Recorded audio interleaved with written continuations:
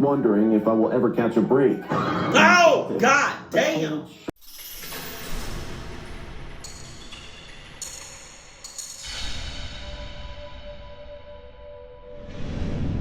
Stop!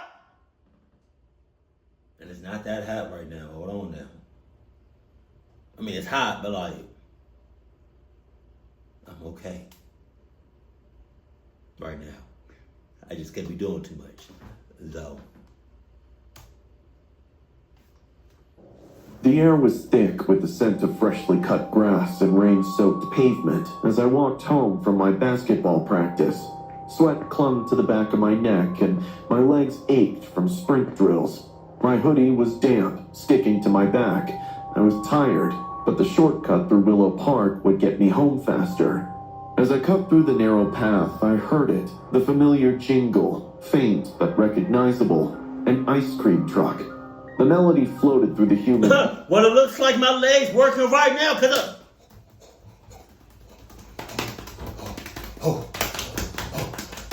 that probably sounds like off camera, like me hitting, and then me, that probably sounds crazy off camera.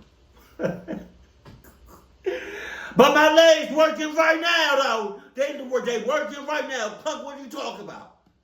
Evening air, but something was off. The music sounded sluggish, distorted, almost broken. I wiped the sweat from my brow. Yeah, that's that Cluck remix of the ice cream truck song. And glanced toward the road. The pale blue truck rolled into view, its headlights cutting through the dusk. The once cheerful jingle dragged unnaturally, warping into an eerie off-key tune. I slowed my pace. Weird, I mumbled, glancing at the empty park. No one was around, just me and the truck. It pulled over, and the driver leaned out of the window. He was thin, with unkempt hair and sunken eyes. His face was gaunt, and his smile too wide, too toothy.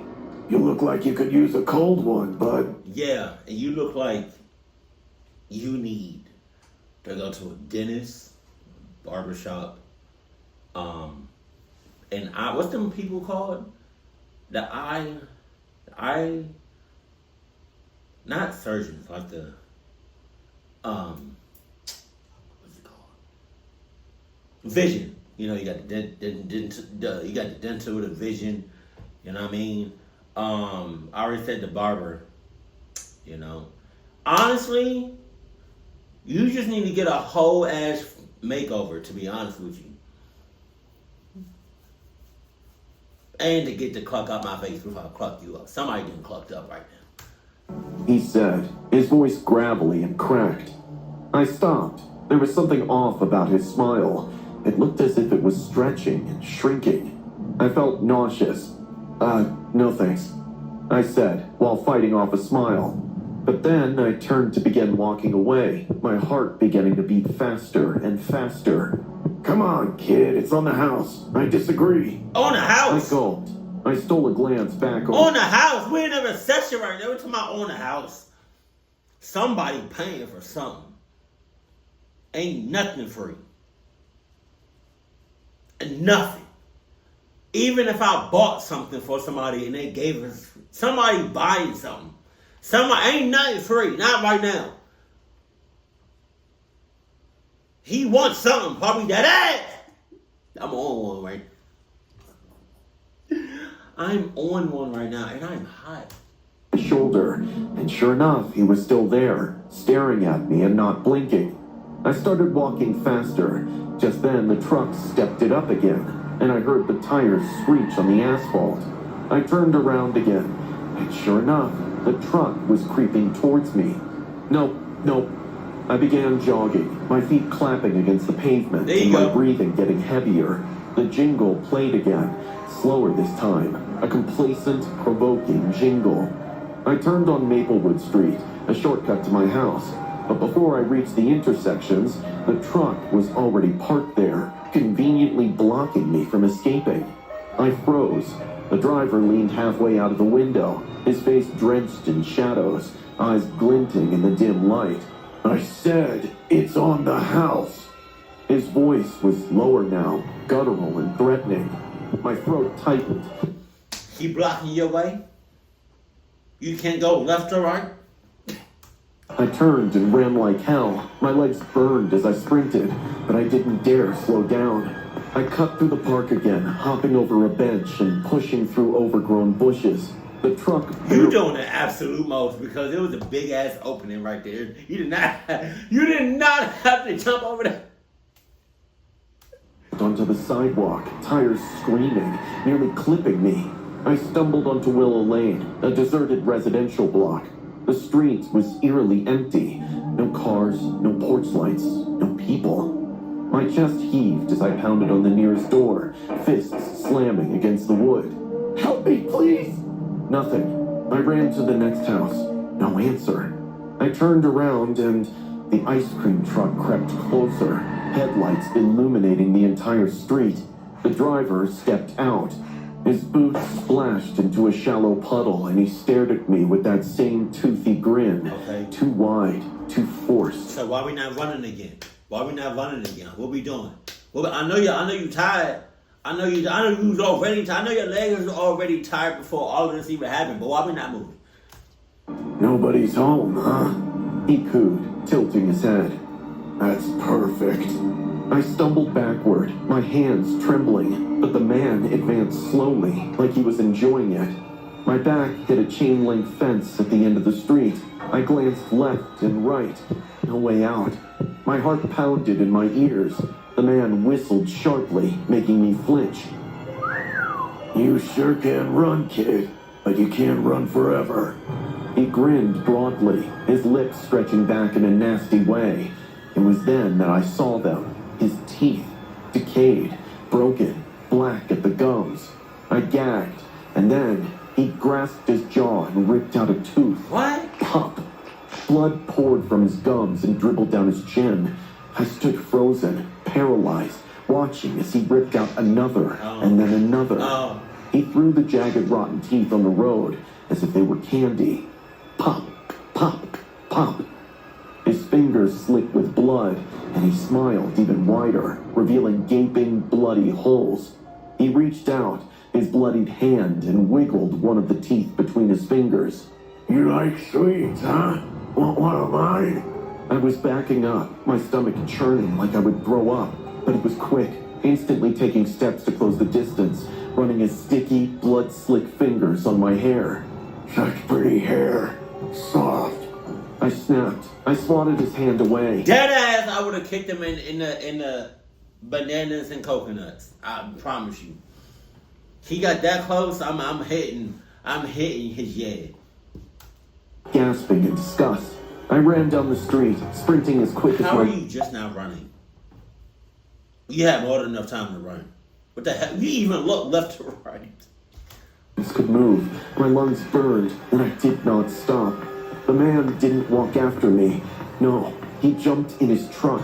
The engine roared and the tires squealed while bright headlights illuminated the alley as I made my way through a narrow opening into the next yard.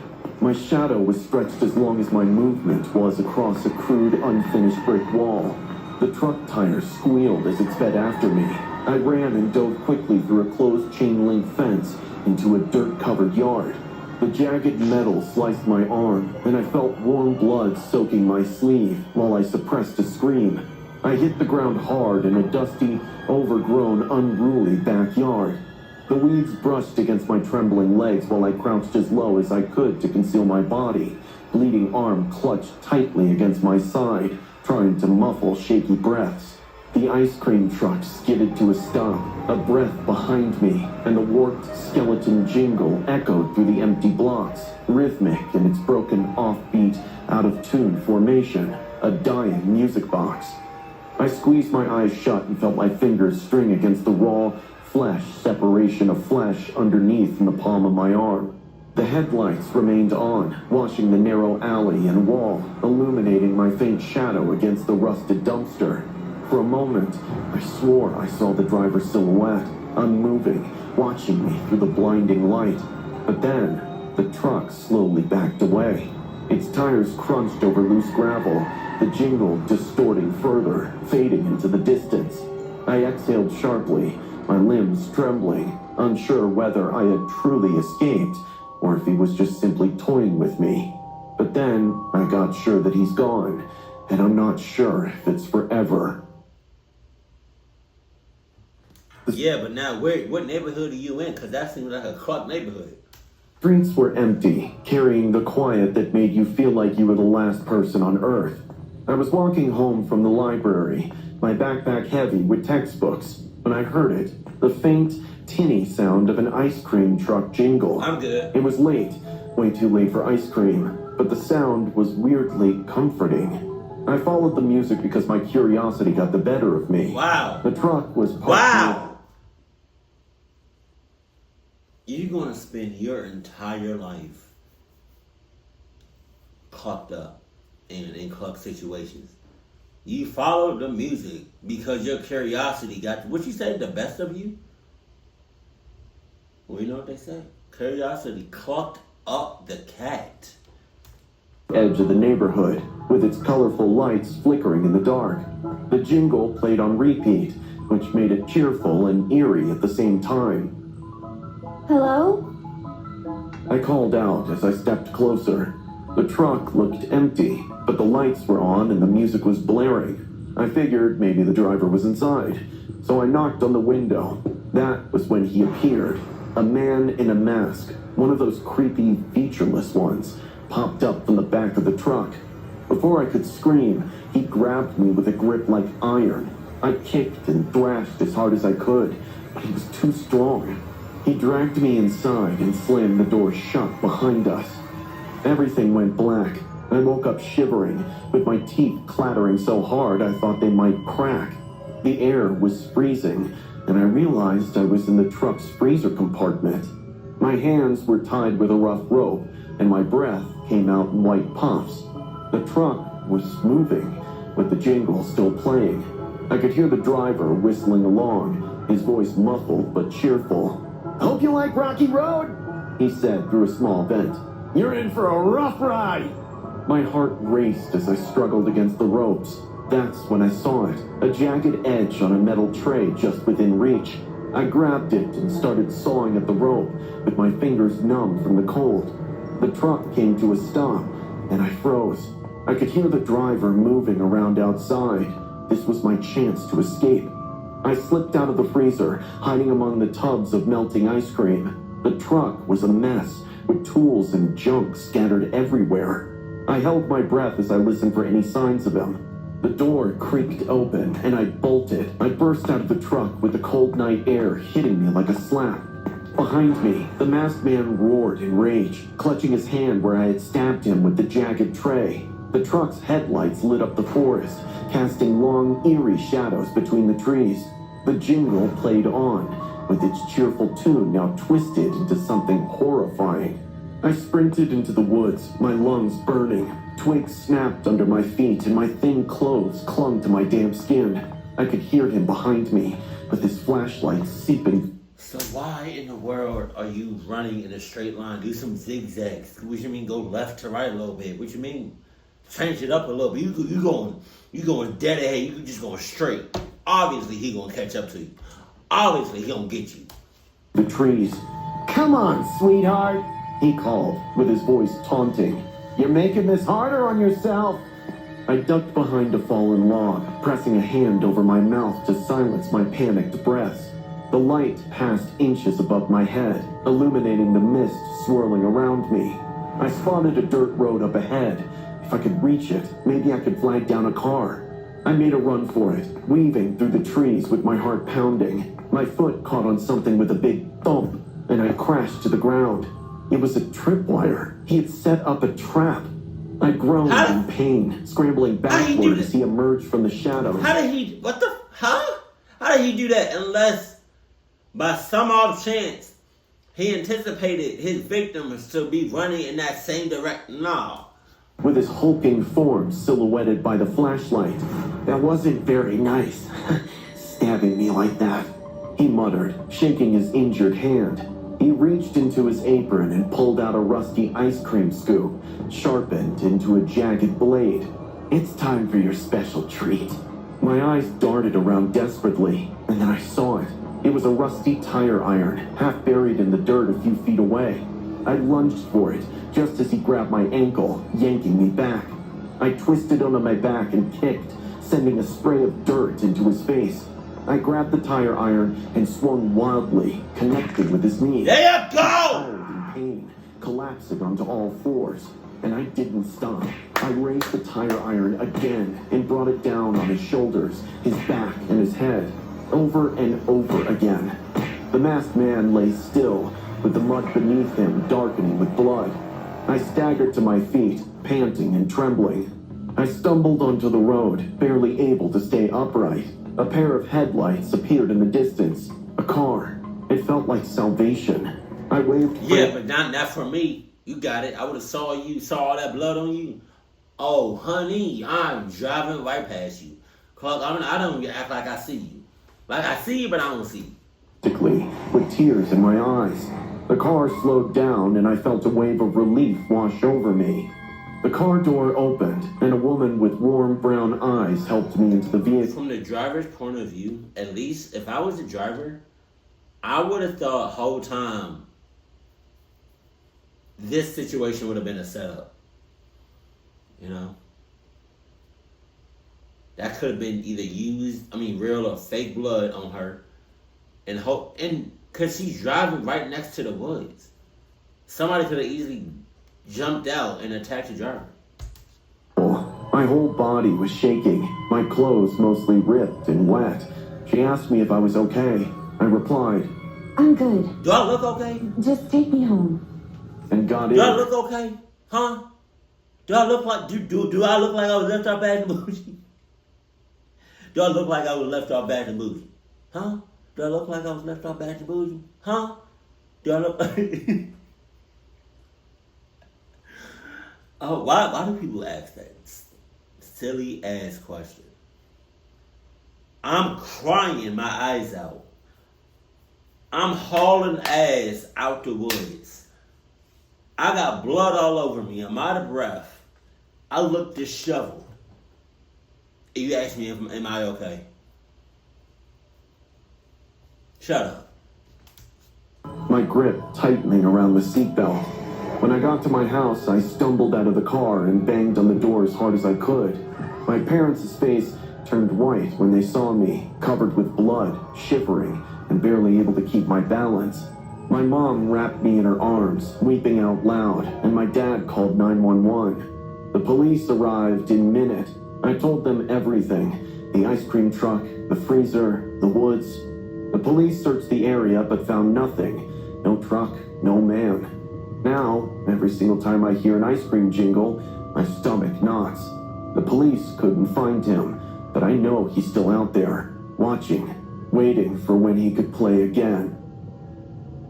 Probably not on you, but oh no. I never thought my life would come to this, driving a beat-up ice cream truck through the outskirts of town, trying to make ends meet.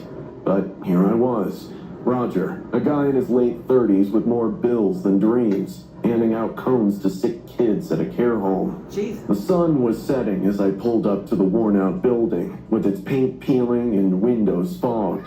The kids rushed out, their faces lighting up despite their illnesses.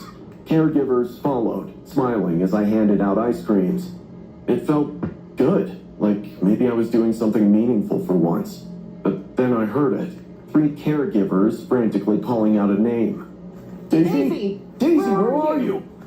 One of them turned to me, breathless. You need to leave, now.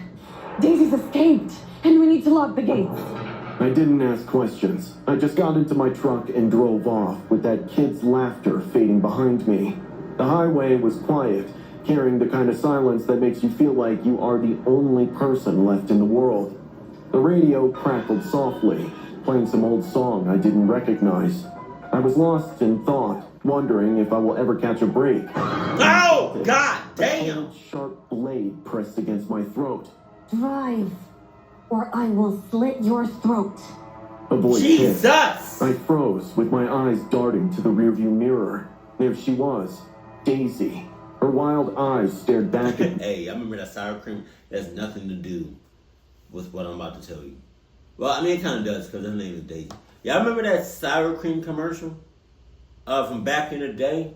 Doopity Daisy. Is that? Did it go like that? I don't. It went something like that. Doopity, doopity, doopity Daisy. I know I'll probably just added my own remix to that song, but I know Doopity Daisy is in that song. Filled with fury and madness. Her hair was tangled, and her face was pale and streaked with dirt. She wore a torn care home gown stained with dried blood. I swallowed hard, with my hands trembling on the wheel. Okay, just don't hurt me.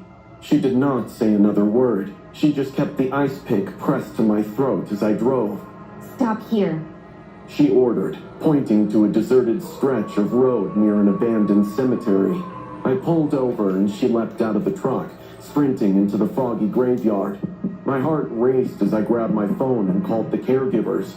She's at the old cemetery, I said, with my voice shaking. I'm gonna go after her. No, do not. It is too dangerous. One of them shouted, but I could not just let her go. If she made it back to the road, someone else could get hurt. But that's their problem. She left. I would have left too. What? We both would have went our separate ways. Let the other person handle it. I'm not, y'all. I'm an ice cream truck. You got it. You got it. I'll send prayers, and hope to God and to the universe, hey, whoever she encounters, I hope they make it out alive. That's it. That's it. She ran from me, and I thank God I'm alive. I'm not hurt. Tire iron from the truck and followed her into the cemetery.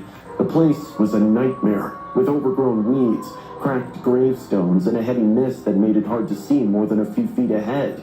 My boots crunched over the dead leaves, and my breath came in shallow gasps. In the distance, I saw her, Daisy's pale figure weaving between the gravestones. You're making it worse for yourself, Daisy! I called out, hoping to reason with her. Her eerie giggle echoed back. I'm not the one you should be scared of. Suddenly, a gravestone toppled behind me. I spun around, but no one was there. The faint crunch of footsteps made me whirl again. I gripped the tire iron tighter, with my knuckles white. Out of nowhere, Daisy lunged at me from behind a gravestone, slashing my forearm with the ice pick. I stumbled, clutching my bleeding arm while she sprinted deeper into the cemetery, disappearing behind a crypt. I followed her footsteps in the damp grass, with my heart pounding. The mist thickened, wrapping around me like a suffocating blanket. Every shadow seemed to move, and every sound made me jump. I spotted her near an old mausoleum, with her small figure trembling.